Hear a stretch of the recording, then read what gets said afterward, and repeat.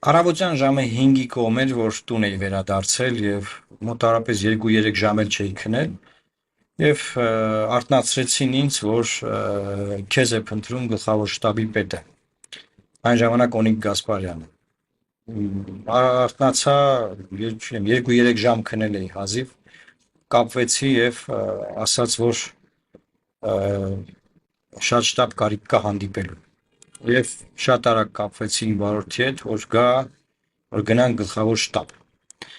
Ինչի եմ պատմությունը սկսում այս մասից, որովհետև ժամը 5-ին էի քնել, ինչի համար, որովհետև խորհրդարանի շենքից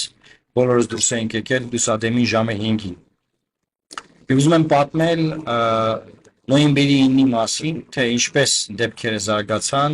եւ ինչ տեղի ունեցավ այդ օրը։ Իմաստը հետեւյալն է՝ պահպանել այն հիշողությունները, չմոռանալ, թե ով ինչ դերակատարում է ունեցել եւ ինչ է տեղի ունեցել այդ օրը։ Ուրեմն նոյեմբերի 9-ին հիշում եք բոլորդ, որ մոտավորապես երեկոյան ժամերն էր, եւ մենք տեղեկացանք, որ ստորագրվել է Եռակոմ հայտարարությունը հերավար կարգով, որտեղ ուղիղ ռեժիմով ձայնագրություն կար, որ Վլադիմիր Պուտինը եւ Ալիևը ստորագրում են եւ չկար Հայաստանի վարչապետի ստորագրման պահը, թե կար հետո հրապարակվեց ամեն դեպքում այդ on-line ինչ-որ process էր, որի մասին արդեն մամուլում էր լուրեր տարածվել, եւ ես այդ պահերն էր, որ արդեն տուն էի հասել երեկոյան ժամին։ Եվ տեսնում եմ, որ կառավարության շեմքի առջև սկսվում են բողոքի ակցիայի համար մարդիկ են սկսում հավաքվել, այդ մարդիկ կուտակվում են, բավականին զայրացած ուղիղ եթեր է գնում, եւ ես այդ ուղիղ եթերը մոտարապես 10 րոպեներից հետո շատ արագ միտք է ծագվում, որ հիմա շատ արագ մարդիկ հավաքվելու են այդտեղ, որտեղ տեսնում եմ ինչ են խոսում, տեսնում եմ ովքեր են այդտեղ հավաքվում, մի մասին զգալով եմ կոպիտ ասած տեղը բերում, մի մասին արդեն դեմքով եմ ճանաչում, հասկանում եմ, որ շատ կարճ ժամանակ անց կառավարության շենքը պետք է գրավեն։ Եվ հասկանում եմ, որ կառավարության շենքը գրավելուց հետո հաջորդ շենքը որ կգրավեն, կլինի ազգային ժողովը։ Զանգարում եմ իմ վարորդին եւ ասում եմ, որ շատ արագ հասնի Ծարավ աղբյուր։ Եվ մինչև որ նա կհասնի, ես շարունակում եմ ուղիղ եթերում նայել, որ ոնց են գրավում արդեն ներխուժում կառավարության շենք, որից հետո ոնց են կառավարության շենքում հայտնաբերում, որ մարդ չկա, բան եւ այդ բողոքի ակցիայի շրջանակներում մարդկանց թիվը գնալով շատանում է։ Շատ արագ վարորդիս հետ ուղևորվում ենք դեպի ազգային ժողով եւ ես հասկանալով, որ հիմա այդ նույն մարդիկ գալու են, որ ազգային ժողովի շենքը գրավեն, հիմա հարց կառաջանա, չէ՞, ինչի եմ ես մտածում, որ գրավելու են, չգիտեմ, ես ուղղակի ասում եմ, այն ինչ որ ես զգում էի եւ ես չեմ սխալվել։ Ես շատ արագ ասում եմ, որ այս պահին պետք է ամեն մարդ լինի իր տեղում, պետության պաշտպանության, պետականության պաշտպանության առումով շատ կարևոր գործ կա անելու, իմ զգացողություններն եմ սա ուղղակի ասում եւ ուղղվում եմ դեպի ազգային ժողով։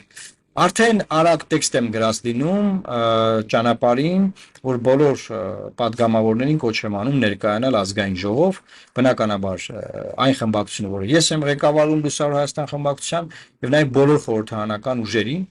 կոչ եմ անում գալ ազգային ժողով, որ հավաքվենք ազգային ժողովի նիստ գումարի եւ հասկանանք, թե ինչ են կան, որտեղ ըստ էության նոյեմբերի 9-ի Եռակոմ հայտարարությունը դա նոր իրողություն է, հրադադարի մասին հայտարարություն է, որից բխում են նաեւ բազմաթիվ այլ քայլեր, ինչի մասին արդեն մենք հրապարակային շրջանառվող փաստաթղթից տեղյակ ենք։ Նաեւ ուզում եմ հիշեցնել, որ փաստաթուղթը շրջանառվել է սկզբից մի օրինակով, որ Տավուշի մարզի 4 գյուղերը նույնպես կան,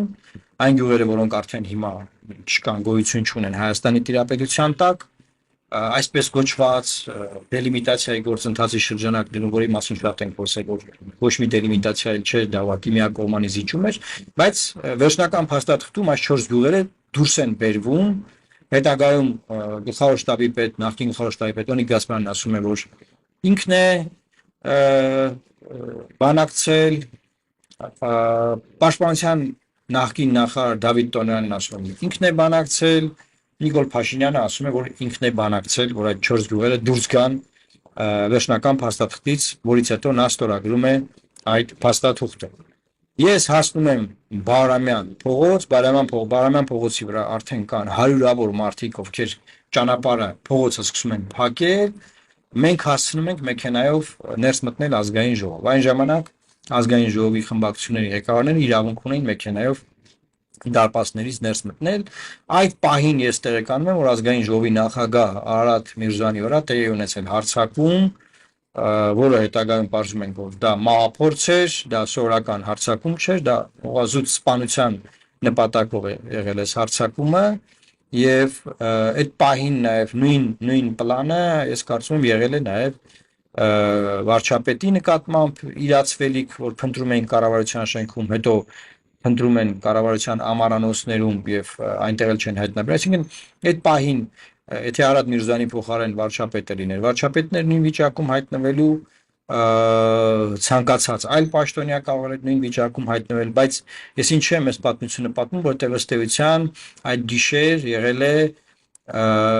պլան, հեղաշրջման պլան, որը ձախողվել է։ Այսօր էլ էս քրեական գործերը ընթացքի մեջ են, բայց այդ քրեական գործերը չեմ կարծում, որ քննում են այն տրամաբանությամբ, որ հեղաշրջման պլան է ձախողվել, քննում են, որ հարձակում է եղել ԱԺ նախագահի նկատմամբ, բայց եթե դուք խորանաք մի հատ դիտարկիք, թե ինչա տեղի ունեցել կառավարության շենքի գրավում, ազգային ժողովի գրավում, կառավարական ամառանոցների գրավում, հետո օդանավակայանի մայրուղու եւ նաեւ եթե չեմ սխալվում, օդանավակայանում նաև ինքնաթիռ են ներխուժել ինչ-որ մարդիկ, այսինքն այս քրեական գործերը մանրամասն ուսումնասիրության կարիք ունեն, բայց այստեղ կարևոր հանգամանքն այն է, որ դրանք անտեսված այդպես էլ մնացին։ Վերջին հաշվով ինչ է տեղի ունենում, հասնում եմ խորհրդարան են գալիս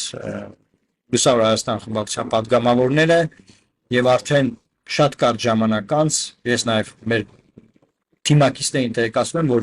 մարդիկ, ովքեր հավաքվում են խորհրդարանի առաջ, նրանք նաև ներխուժելու են դեպի խորհրդարանի տարածք։ Այդպես էլ լինում է, մարդիկ մտնում են խորհրդարանի տարածք, դա էլ հիմա պարզ չէ, թե ոնց են ներխուժել, ոնց է բացվում խորհրդարանի դարպասները, ոնց է բացվել կառավարական ամառանոցների դարպասները, ոնց են բացվել կառավարության դռները, հա, բայց մարդիկ ներխուժում են այդ տարածքներ։ Բավականին զայրացած մարդկանց խմբեր հայտնում են խորհրդարանում, միակ տարածքը, որը որ մնում է պահպանության տակ,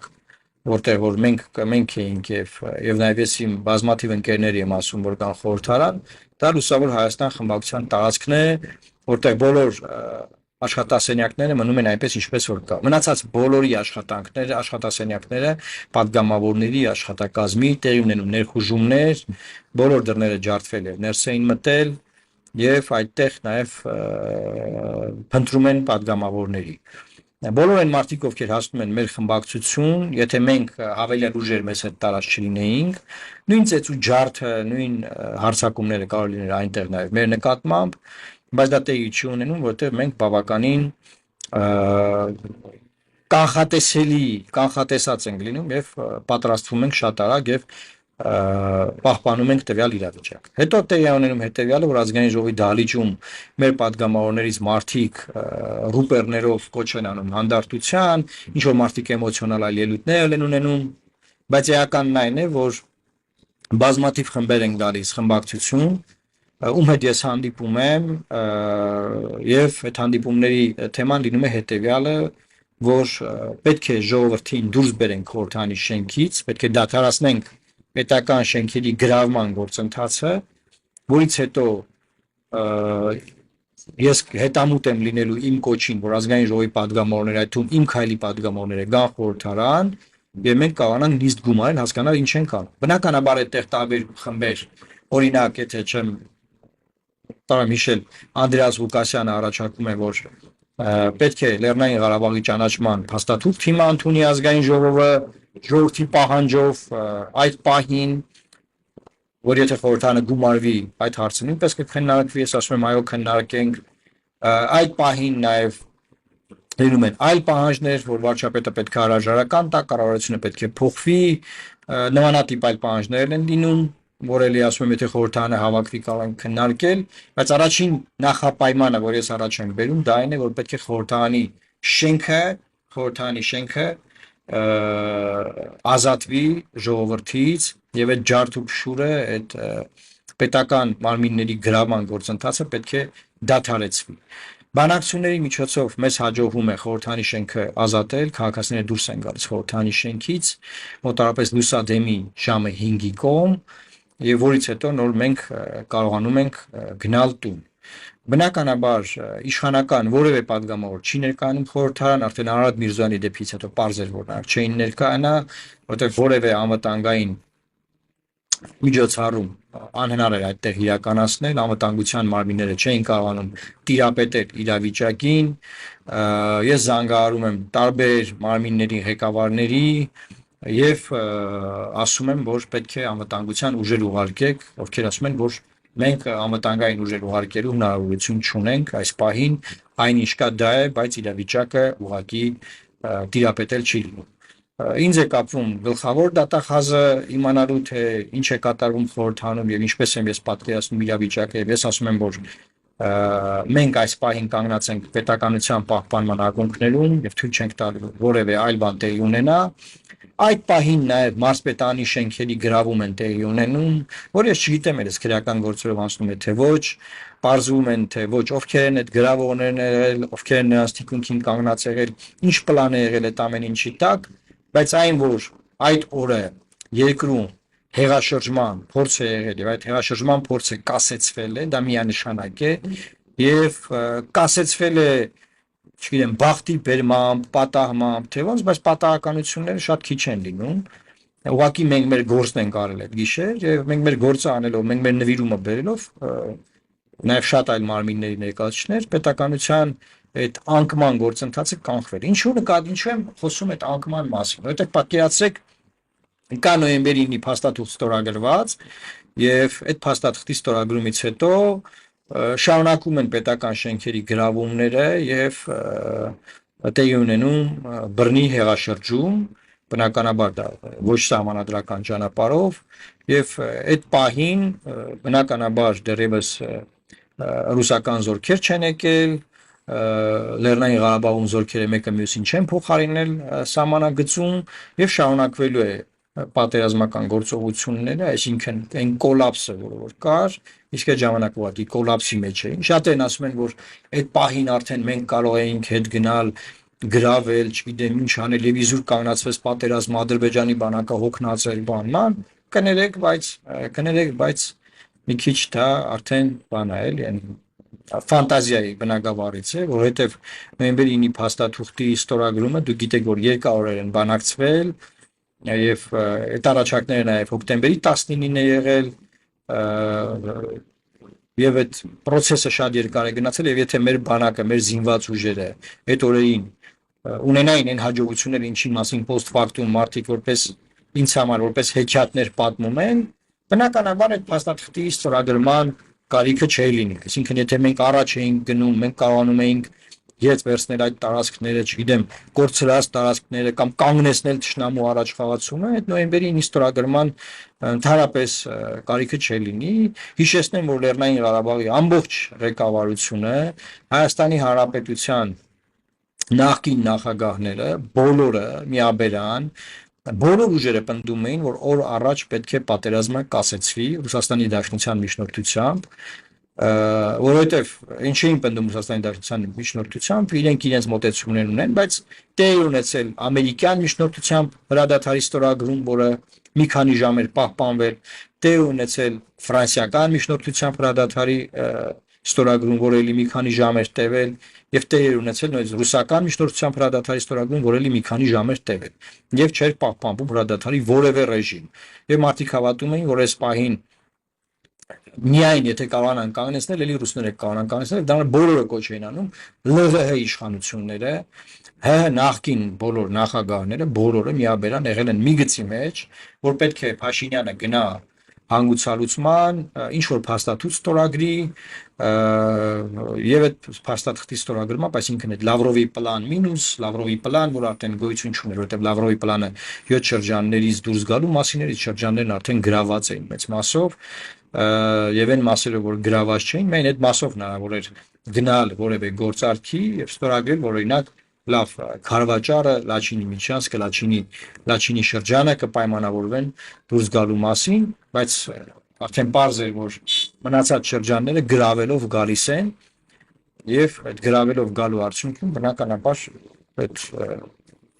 չկար այդ հաջողությունը, որ օրինակ որևէ մեկը մտածել, որ չէ, չստորագրենք 10 օր հետո, 10 օր էլ պատերազմը շարունակվի, ավելի լավ իրավիճակ կունենան։ Լեռնային Ղարաբաղի նախագահի հայտարարությունները կան, հարցազրույցները կան, որ 30 րոպեի տարբերություն էր Ստեփանակերտի անկումը, երբ որ ստորագրվել է նոյեմբերի 9-ի փաստաթուղթը։ Ինչու եմ սա այս մասն ասում, որովհետև կասվի, որ կար այլ ընտրանք դրան չստորագրելու, կարելի էր էլի ձգձգեր, կարելի էր էլի չստորագրել եւ մեկը բանը մենք կարողանայինք, չգիտեմ, բեկում մտցնել, այդ բեկումի թեման ես ձեզ կարող եմ ասել, որ շրջանառվում էր դեռևս հոկտեմբերի 6-ից բեկում էին շրջանառում, որ կարող է բեկում մտնել, հանձնարարություն է տրված, բեկում մտցնել, բեկում, եւ պատկերացեք հոկտեմբերի 6-ից նոյեմբերի 9-ը 1 ամիս 3 օր այդ բեկումը տեղի չի ունեցել, այսինքն այդտեղ այլ ընտրանք է եղել հրադադարի չգնալը։ Բայց ինչի ես մասն եմ նաև փորձում պարզաբանել այս հատվածում, որ տեղի ունեցել հետևյալը, ստորագրվել է նոյեմբերի 9-ի փաստաթուղթը, որի բանակցությունների մասին բավականին մարդիկ տեղյակ են եղել, եւ նաև այդ ուժերը սպասել են, որ հենց ստորագրվի, սկսվի հեղաշրջման գործընթացը։ Եվ հեղաշրջման գործընթացը կասեցվում է, անկում է ապրում, տեղի չունենում մի քանի հանգամանքներից ելնելով։ Առաջինը, այդ հեղաշրջման բունտի խմբերը չեն կարողանում հայտնաբերել Նիկոլ Փաշինյանին, նրանք ուղղակի նա ձեռքն են գնում Արադ Միրզոյանը, եւ չեն կարողանում նաև ստանալ խորհրդարանական ուժերի աջակցությունը, պատկերացեք խորհրդարան կան գրավեն եւ խորհրդարանական ուժը միանա այդ process-ին։ Դեռ ուրիշ իրավիճակ է լինում։ Այս խորհրդարանում մենք գնում ենք խորհրդարան եւ տեր ենք կանգնում խորհրդարանին եւ թույլ չենք տալիս խորհրդարանի գրավումը, կասեցնում ենք ժողովրդին են դուրս ենք բերում։ Այդ մարդկանց այլ բան չի մնում, ուղղակի համակերպվել այդ իրավիճակի հետ։ Ինչու չեն կարողանում մեզ պարտադրել, որովհետեւ մենք ոչ թե 18 падգամավորներով էինք այնտեղ, այլ ես եւ իմ բոլոր ընկերները, մեր թիմակիցները իրենց հետ խորհրդարան են բերում, տասնյակ իրենց ընկերներին, ես ասում եմ բոլորին ասեք գան դարպասների մոտ, որ հենց այդ դարպասները անկում ապրեն եւ ներս մտնեն, այդ ներս մտնողների հետ դուք ներս մտեք եւ ուղիղ եկեք Լուսավոր Հայաստան խմբակցություն, որ չհասցնեն գան հասնել մեզ։ Եվ այդպես էլ տեղի է ունենում եւ գալիս են եւ արդեն իրենք օրինակ 10-15 հոգով 20 հոգով փորձում են գրավել Լուսավոր Հայաստան խմբակցությունը, բայց նրանց դեմ կանգնում են 30-40 տղամարդիկ եւ թույլ չեն տալիս դա տեղի ունենալ։ Ովքեր որ ուզում են ինձ տեսնել, մեր այլ падգամավորների տեսնել, ճնշել, այդ հանդիպումը կազմակերպվում է, բայց կազմակերպվում է այն ձևով, որ նրանք չեն կարողանում այդ ճնշումը գործադրել։ Եվ մենք հանգում ենք նրան, որ խորհրդարանից բոլորին դուրս ենք բերում։ Բնականաբար այդ ընթացքում մյուս խմբերը գրավում են կառավարական առանձնատունը, որտեղ որևէ մեկը դրա դեմը չի առնում, գրավում են օթանավակայանի այդ համապատասխան տարածքներ, որտեղ ինչ որ մեկը լուր տալիս, որ Փաշինյանը ուզում է ինքնաթիռով դուրս գալ երկրից եւ դրա համար այդ գրավողների մի մասը հասնում է օթանավակայան։ Այսինքն պլանը եղել է հետեւյալը, գտնելու հնարավոր է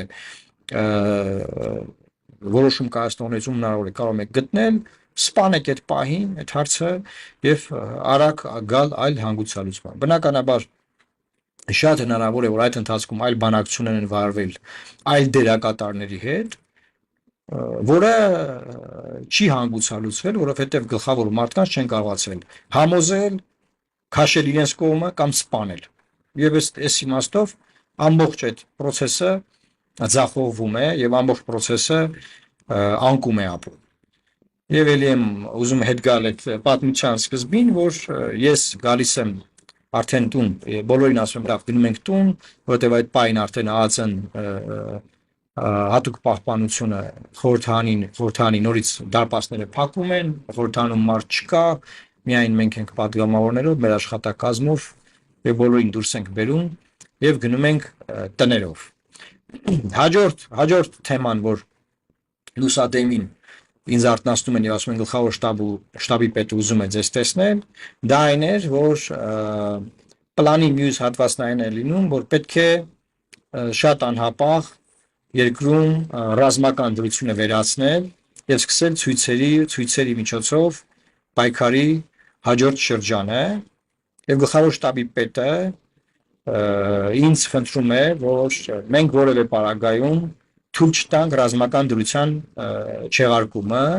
ինչու որովհետեւ ռազմական դրության չեղարկման արդյունքում նա չի կարողանա ռազմական ուժերի տեղակայումը, տեղաբաշխումը իրականացնել եւ փոխարինել Հայաստանի Հանրապետության զինված ուժերին, փոխարինել այն զորախմբերով, որ այդ ամբողջ գիշեր դուք կհիշեք օթանավերի ձայները, այդ ամբողջ գիշերը գալիս էր, ժամանում էին Հայաստանի Հանրապետություն, այսինքն ՌԴ խաղաղապահ զորախմբեր։ Հետեւաբար, եթե սրա մասին ես այն ժամանակ հարցազրույցներ եմ տվել, բարձրաբանել, բացատրել եմ, բացահայտել եմ, բայց տպավորություն ունեմ, որ մարդիկ այս օրերը չեն հիշում, եթե հիշում եք մինչև նոյեմբերի 9-ի փաստաթղթի ստորագրումը նոյեմբերի 8-ին Ռուսաստանի Դաշնության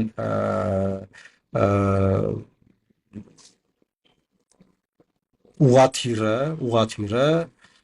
Ադրբեջանի կողմից խոցվում է եւ բոլորը զոհվում են։ Ուղղաթիռի ամբողջ անձնակազմը զոհվում է։ Սա ուզում եմ հիշեցնել ինչու, որովհետեւ այդ դեպքը նույնպես դեր է խաղացել եւ դրանից հետո սկսում են նաև այդ պահին էլ սկսում են Հայաստան ժամանել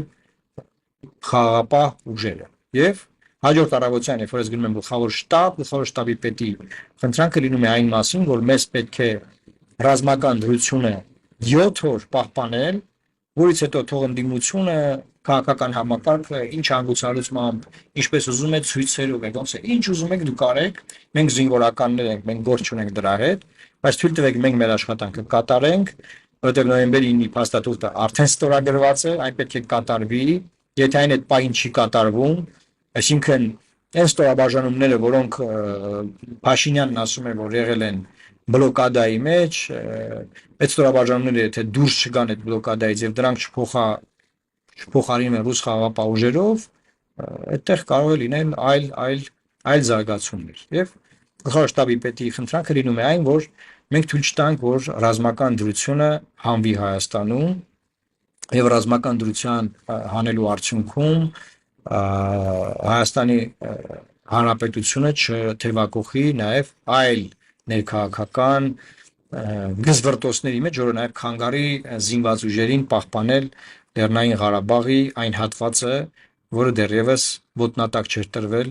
ադրբեջանական թշնամական զորքերի կողմից։ Եվ ես համաձայնում եմ դրանից հետո եւ ասում եմ, որ Լուսավոր Հայաստանը չի միանա։ Ուզում եմ նաեւ այդտեղ ձեզ պատմել մի հանգամանք, որ մինչեւ նոյեմբերի 9-ը Հայաստանում ձևավորվել էր արտախ խորհրդարանական ուժերի մի հարթակ, որը զբաղվում էր տվյալ պահին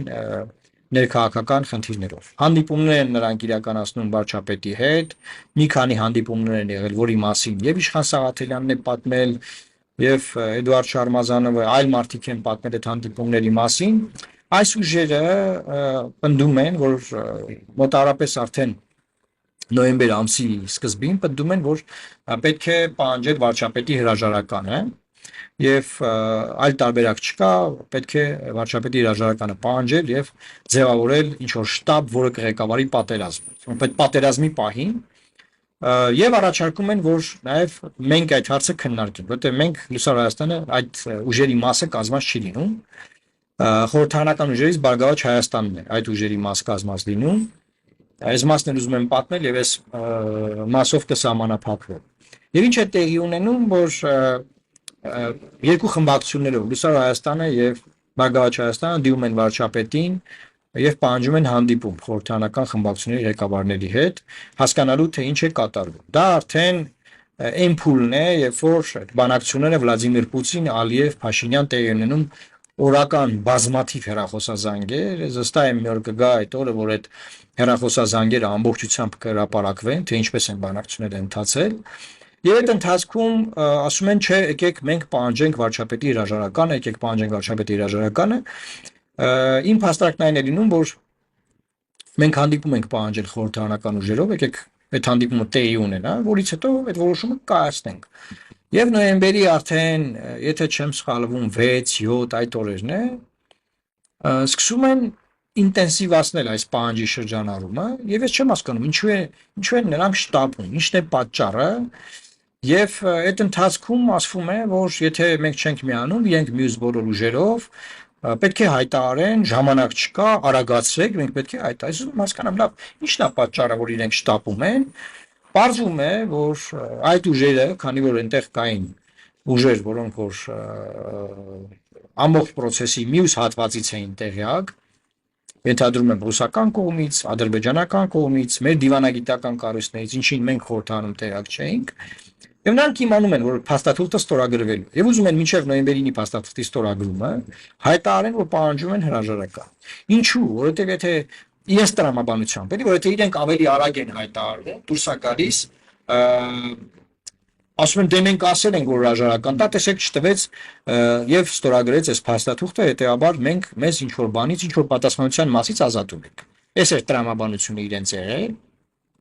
որի մասին ես խոսել եմ դեռևս 20 թվականին, եւ մենք չենք միանում մյուս բոլոր ուժերով այդ հայտարարությունը անում են, եթե չեմ սխալվում հայտարարությունը հրապարակվում է նոյեմբերի 9-ի առավոտյան, որտեղ իրենք արդեն գիտեին որ փաստաթուղթը ստորագրվում է process-ի մեջ է,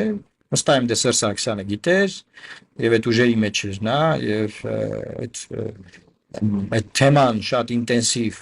առաջ էին մրթում Սերժ Սարգսյան, Ռոբերտ Քոչարյան, նրանք վստահաբար տեղյակ էին եւ նաեւ դիվանագիտական մեր կառույցներից իրենց մարդկանցից ստացել էին փաստաթղթի օրինակը, հրապարակել էին արդեն մամուլում եւ այդքանը իմանալով մենք տենց միամիտի պես ասում ենք, բայց ինչ եք դուք շտապում, ինչն է պատճառը, մի հատ հասկանանք, մենք սպասում ենք վարչապետի այդ հանդիպման, դե ընթացքում ես անդադար կապ եմ պահում, ասում եմ, բա ինչ եղավ հանդիպումը, Ծառուկյանը ինձ ասում, բա հանդիպումը եթե տեղի չունենում, մենք պետք է հայտարարենք, բան, եւ վերջին հաշվով մենք ասում ենք, չէ, չի լինի այնպես որ մենք խորհրդանական ուժերով ասում ենք, եկեք հանդիպենք, քննարկենք, լուծումներ փնտրենք եւ միևնույն ժամանակ նաեւ պահանջում ենք վարչապետի հրաժարականը։ Դա անտրամաբանական է եւ այդ տրամաբանությունից դուրս է մնում միայն Լուսավոր Հայաստանը եւ մնացած բոլոր ուժերով, այդ թվում նաեւ ԲՀԿ-ն պահանջում են վարչապետի հրաժարականը։ Ու ելի եմ ասում այդ հաշվարկը հետեւյալներ, որ այդ հաշվարկը հետեւյալներ այդտեղ, որ պետք է իրենց տարանջատեն, չգիտեմ ինչի տարանջատեն, ոչ նոյեմբերի 9-ը ոչ դուք եք ստորագրողը, ոչ դուք եք դրա պատասխանատուն ստորագրողը կա, պատասխանատուն կա, որտեղ ինչն է տրամաբանությունը այդ շտապողականության, բայց երբ որ այս դեպքերը ես կապում եմ հաջորդ օրվա հեղաշրջման փորձի հետ, ամբողջությամբ հասկանում եմ։ Այսինքն հեղաշրջումը ամբողջությամբ կապված է լինում այս process-ի հետ։ Հետո այս puzzle-ը հետո է հավաքվում իմ գլխի մեջ, ես հետո եմ հավաքում, հասկանում թե ինչի են շտապեցնում, ինչի են այս ամեն ինչը անում։ Եվ այդ հաջորդ օրը, երբ որ գլխավոր շտաբից դուրս եմ գալիս, ինձ առաջարկվում է հանդիպում այդ արտախորհրդարանական ուժերի այդ ներկայացուցիչների հետ։ Ես գնում եմ այդ հանդիպման վայրը եւ այդտեղ ինձ ասում են, որ մենք ուզում ենք ստորագրավակ ենք անում, որ ռազմական դրությունը հանենք։ Շատ արագ պետք է միանշանակ շուտ պետք է ռազմական դրությունը հանենք, սա օդի ու ջրի պես պետք է, որ սկսենք ցույցեր անել։ Ես ասում եմ ժողովուրդ նոյեմբերի 9-ը ստորագրված է, խաղապահ զորախումբը արդեն Հայաստանում է, ճանապարհներին են եւ այդ հիշում եք այդ կալոնաները, հա, որ գնում էին դեպի Լեռնային Ղարաբաղ, Ստեփանակերտ, մնացած վայրեր։ Ես ասում եմ, եթե մենք հիմա ռազմական դրությունը հանում ենք, այլ բան է որ այդ խորհրդանի նիստը չէր կարող կայանալ, բայց այդտեղ սկզբունքային հարցը որն է, քաղաքական ուժերի դիրքորոշումներն է շատ կարևոր։ Ասում ժողովուրդ, եթե մենք ռազմական դրությունը հանում ենք, մենք հետեւաբար խանգարում ենք խաղապահների տեղակայմանը, հետեւաբար խանգարում ենք հրադադարի ռեժիմի կայացմանը, որը 3 անգամ 3 միջնորդությամբ չի ստացվել, եւ սա ըստ էության այդ հեղաշրջման փորձի շարունակությունն է դառնում, եւ դրանով մենք բերում ենք ինչի, դրանով մենք բերում ենք հետեւյալին, որ թույլ չենք տալու որ ստորաբաժանումները ռուսական տեղակայվեն հայկական ստորաբաժանումների հետ եւ պատերազմը շարունակվելու է։ Պատերազմը շարունակվելու է, վարչապետի տեղը ոչ ոք չգիտի, պաշտպանության նախարարի տեղը ոչ ոք չգիտի, միայն կա գլխավոր շտաբի պետ, միակ գործող անձը գլխավոր շտաբի պետն է։ Եվ Դրանով մենք գրում ենք նրան, որ այս գլխատված երկիրը շարունակում այս պատերազմական process-ը եւ ես օրինակ մտածում եմ, որ այդ պահին նրանք կմտնեն կգրավեն Սյունիքի իրենց այդ բաղձալի այսքան տարի այս բանակցությունների եւ այլի շրջանակներում պայքարի պահանջ միջանցքը այն միջանցքը, որի տրամաբանությունը իրենք են ուզում, ասում են, տեսեք, թուղթ ենք ստորագրել, հայկական կողմը չի պահպանում, մենք գնում ենք, գրավում ենք եւ հետո կխոսանք, կգրավենք, հետո կխոսանք։ Այդ ջախջախված հրամանատարական կազմով, այդ ջախջախված առաջնորդությամբ, պատկերացնում եք վարչապետը չկա, որևէ տեղեկություն չկա։ Ինչ որ լայվեր է վարչապետը իրապարակվում, ինչ որ տարածքներից, որևէ մեկը չգիտի որտեղ է, որևէ մեկից հետ կապի մեջ չի, իշխանական ուժերից որևէ մեկը չկա։ Իդեպ իմիջիայլոց ասեմ, բոլոր նման ցնցումների ժամանակ իմ քայլը դաշինքը կորչում էր։ Ոչ մի մարդ չի կարող գտնել, սա է շատ կարևոր հանգամանք է իշխանություն լինելու, պատասխանատվություն կրելու համատեքստում։ Հենց հանդարտում էր բոլոր դուրս են գալիս, սկսում են խոսել։ Հենց լարումներ լինում էլի բոլորը չկան, անդադար են թողել։ Լարումների ժամանակ մենք կիզակետում ենք, մնացած ժամանակ իրանք գալիս են այդ լավ պահերին, սկսում են խոսել։ Ելույթներ ունենալ եւ այլն եւ այլն։ Սա էլ ինչ որ բան է, բնորոշիչ բան է, էլի ինձ համար։ Եվ այստեղ ինչեմ սա մեկը մեկի հետ ուզում ես տրամաբանական կապը տալ, որ այդ հաջորդ օրվա կապը, որ մենք մերժում ենք այդ ուժերին ռազմական դրությունը հանելու վերաբերյալ մեր ստորագրությունները տրամադրել եւ ռազմական դրությունը չի հանվում։ Զորքերը տեղակայվում են, որից հետո նոր սկսում են խոսել ռազմական դրության հանման մասին։ Այստեղ շատ կարևոր է գլխավոր շտաբի ղեկավարի դերակատարությունը, բան, որից հետո նաև կա հաջորդ սերիաները, որ ես ելի կխոսամ, ուզում եմ sense այս շարունակեմ այս անկեղծ զրույցը, բնականաբար բաներ կան, որ ես հիմա կարող եմ միայնակ չհիշել, բայց գոնե սա արձանագրվի, հետո ինչ որ հարցեր կտակ, ինչ որ բաներ կլինեն նաև մնացած մասերին դրվագներին կանդրադառնանք, եւ այստեղ գլխավոր շտաբի պետը դառնում է շատ կարևոր դերակատար։ Ինչի եմ ասում երկրորդ սերիան, որտեղ երկրորդ սերիայում գլխավոր շտաբի պետը հայտարարում է իր գեներալիտետով պահանջում է վարչապետի հրաժարականը, որտեղ էլի մենք ակտիվ դերակատարություն ունենք, որ սկսում ենք բանակցություններ վարել Օնիկ Գասպարյանի, Նիկոլ Փաշինյանի հետ եւ նաեւ հանրապետության նախագահն է ներգրավում այս բանակցություններին, հետո Գագիկ Ծառուկյանը, որի արդյունքներով գլխավոր շտաբի պետի այդ բանակցությունների եւ Փաշինյանի այդ բանակցությունների արդյունքում հանգում ենք հանգուցալուծման, որը լինում է արտահերթ խորհրդարանական ընտրությունները։ Ինչի են կարևոր այս դրվագները։ Սրանք կարևոր են նախ սա մեր նորագույն պատմության մի մասն է։ Մյուս հանգամանքը կարևոր են, որ արձանագրենք, որ իշխանությունը ինչքան մակերեսային է այս ամեն ինչին նայում, ինչքան անսկզբունքային, ինչքան, չգիտեմ ոնց ասեմ, մատների արանքով, որ երկրում հստակ հեղաշրջման փորձ է եղել եւ չկան դրանց պատասխանատուները, մեղավորները, կազմակերպիչները, գլավարները, բան եւ այդ ամեն ինչը այսօր էլ պահպանվում է, բայց արդեն պահպանվում է ինչի համար, որովհետեւ իշխանության ձեռնտու է այս դերակատարներին պահպանել խաղի մեջ, որովհետեւ այդ դերակատարներին պահպանելով անդադար ժողովրդին խնդրում է իրան աջակցել, որպեսզի դա չլինի, որպեսզի չգիտեմ ինչ չլինի, նախկինները հետ չգան, սրանք հետ չգան, նրանք հետ չգան, բայց սա արդեն լուրջ չի եւ սա արդեն ըստ էության շահագործում է այս դերակատարների եւ փոխադարձ միմյանց հետ խաղը վարելու եւ դաշտը բլոկադայի մեջ պահելու եւ քաղաքական համակարգը հիվանդ վիճակում պահելու առումով։ Այսինքն մեղավորները պատասխան չտան, շարունակեն այդ մեղավորները մնալ բոբոներ, այդ բոբոներով դու վախացնում ես ժողովրդին դարձնում ես այդ բոբոների ու քո գերին եւ տենց եւ շարունակում ես մնալ խաղի մեջ եւ որպես իշխանություն, սա ուղղակի այս մարդկանց աչքերը բացելու համատեքստում եմ ուզում սա ասել։ Դե հաջորդ փուլում մենք բնականաբար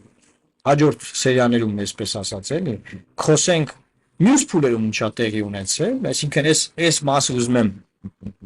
ամփոփեմ նրանով, որ նոյեմբերի 9-ի հեղաշրջումը տապալվում է, ռազմական դրության չեղարկումը նույնպես տապալվում է եւ չեն կարողանում ռազմական դրությունը չեղարկել եւ կոլապսի ենթարկել նոյեմբերի 9-ը, որի արդյունքում պատերազմը կարող է շարունակվել։ Եվ այստեղ շատ կարեւոր է, որ արձանագրենք, որ հիմա post factum որ մենք նայում ենք, նոյեմբերի 9-ի փաստաթուղթը, բնականաբար բոլորս էլ այդ էմոցիաների տակ այդ օրը ինչ ասել ենք, եւ post factum ես սրա մասին շատ եմ խոսել, Մենք նոյեմբերի 9-ի նման փաստաթուղթ չենք ստացել նոյեմբերի 9-ից հետո երբևէ եւ այլևս երբեք չենք ստանալու եւ նոյեմբերի 9-ի մի փաստաթուղթ էր,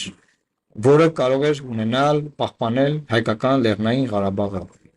եւ պահպանել նաեւ Հայաստանի Հանրապետությունը ավելի մեծ քառակուսի կիլոմետրներով, քան այսօր կա։ Վերջին հաշվով եկեք նկատի առնենք, որ 20 թվականից սկսած Հայաստանի Հանրապետության կողմից տիրապետվող տարածքը քառակուսի կիլոմետրներով ամեն տարի նվազել է։ Ամեն տարի նվազել է։ Տարատեսակ բաներով, բայց ամեն տարի նվազել է։ Մի մասը մեր կամքից անկախ, այսինքն պատերազմական դրություն, հարձակում օկուպացիա, մի մասը նոյեմբերի 9-ի փաստաթղթի շրջանակներում եւ պատերազմում պարտության, մյուս մասը օրինակ այսպես կոչված դելիմիտացիայի շրջանակներում 24 թվականին չի եղել տարի, որ Հայաստանի Հանրապետության ինքնիշխան տարածքը չնվազի։ Եվ այս սպանիչ, այս